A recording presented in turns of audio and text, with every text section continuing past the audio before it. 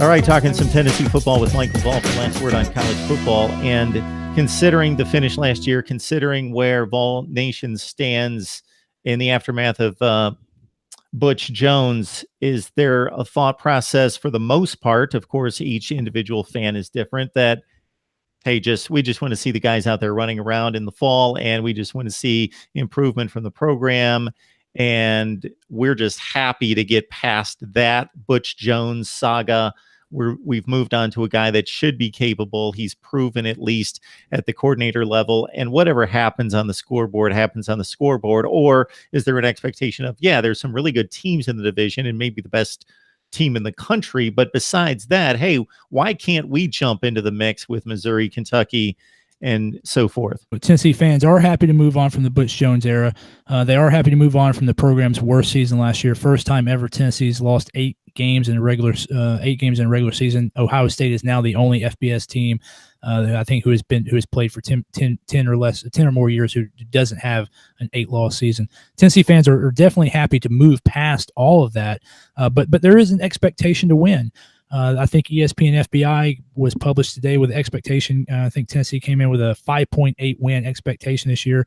I think Tennessee fans, there's certainly muted expectations. There's certainly expectation management going on. I don't think, obviously, Tennessee fans want to win. They certainly want to win, and they expect to win.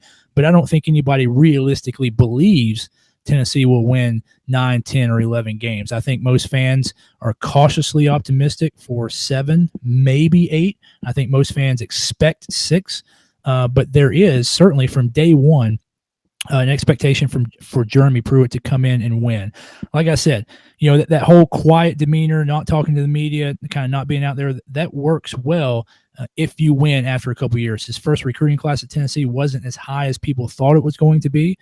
People will give him a little leeway this season. He fits kind of the fan base. He's much more aligned with the fan base than Butch Jones was as far as just kind of personality and demeanor and that kind of thing. So it's going to be a little bit easier for him to relate to the fan base, but in the end, he still has to win.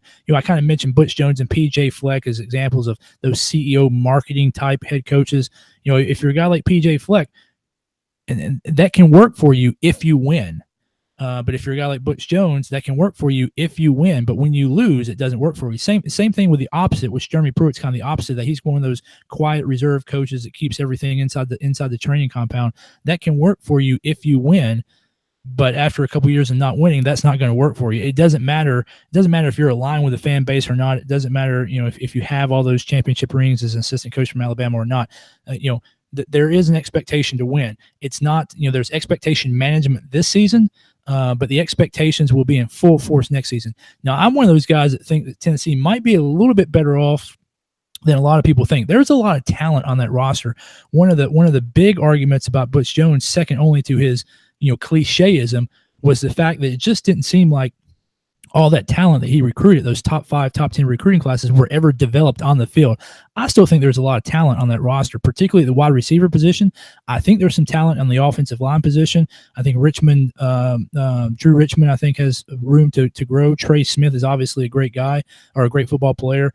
I think there's some talent in the defense too. If you look up front, you got Shai Tuttle, Darrell Taylor, Jonathan Kongbo. I think Jonathan Kongbo is going to be huge once Jeremy Pruitt gets, kind of teaches him. Linebacker Darren Kirkland Jr., if he can stay healthy, he's really good. Daniel Patulli, I think, is going to be a breakout star this year. In the secondary, you got Nigel Warrior, Todd Kelly Jr., if he can stay healthy. I think Tyler Bird's going to make an impact. I think there's talent on this roster, but I still think the expectations are a little bit muted. But Tennessee fans certainly expect him to win. There is no allowance from Tennessee fans for Tennessee just to go out there and play and just have a new day. Tennessee fans are going to go for that. They absolutely expect to win.